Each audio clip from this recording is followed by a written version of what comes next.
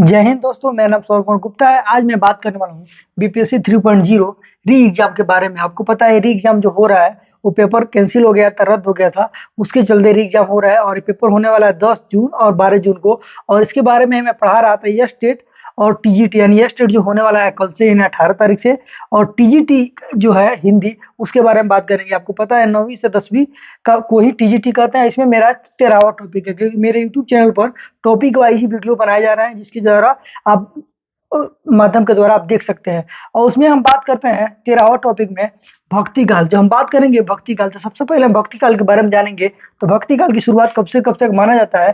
तो 1375 ईस्वी से लेके 1700 ईस्वी तक यानी माना जाता है। आचार्य रामचंद्र शुक्ल ने इसको संवत के माध्यम से कहा है।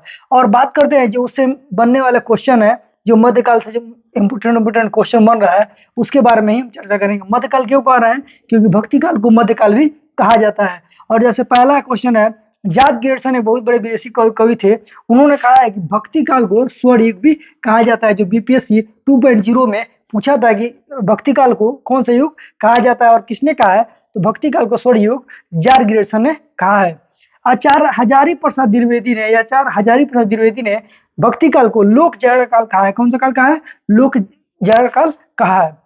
भक्ति काल को दो भागों में बांटा गया है। यानी हम सबसे पहले जानेंगे भक्ति काल को कितने भागों में बांटा गया है। भक्ति काल को दो भागों में बांटा गया है। कौन सा भाग है?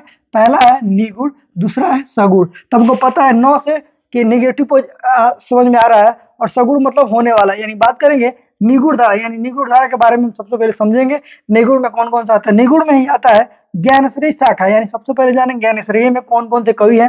तो ज्ञानश्री में गुरु नानक है, रैदास है, मल्लुकदास है, दादूदाल है। यानी ये 4 मुख्य कवि है, इसमें मुख्य माना जाता है। यानी ज्ञान के बारे में, यानी ज्ञानश्री का मतलब होता है ज्ञान के बारे में जानकारी देना। फिर दूसरा आता है प्रेम सही, प्रेम के बारे में ही के जानने का मतलब प्रेम से संबंधित कविता लिखते थे, कहानी लिखते थे, जो भी लिखते थे। जिसमें सबसे पहले मालिक मोहम्मद जायसी आते हैं, जिनका पद्मावत सबसे पहले माना जाता है। फिर मंजन आते हैं, उस्मान आते हैं, कुतबर आते हैं, इत्यादि कवि आते हैं। फिर आते हैं हम सगुण धारा में। यानी सगुण धारा का मतलब जो भगवान पर आश्रय करने वाले, भगवान को मानने वाले। इसमें सबसे पहले आते हैं राम भक्ति शाखा। राम भक्ति शाखा में राम के बारे में, जिसमें तुलसीदास, अगरदास इत्यादि महत्वपूर्ण माने जाते हैं। फिर आते हैं कृष्ण भक्ति, यानी कृष्ण को भी मानने वाले लोग, जैसे कृष्ण के बारे में सूरदास, नंददास, स्वामी दास, स्वामी हरिदास और रस खान इत्यादि। मतलब भक्ति काल से महत्वपूर्ण इतने ही क्वेश्चन बनते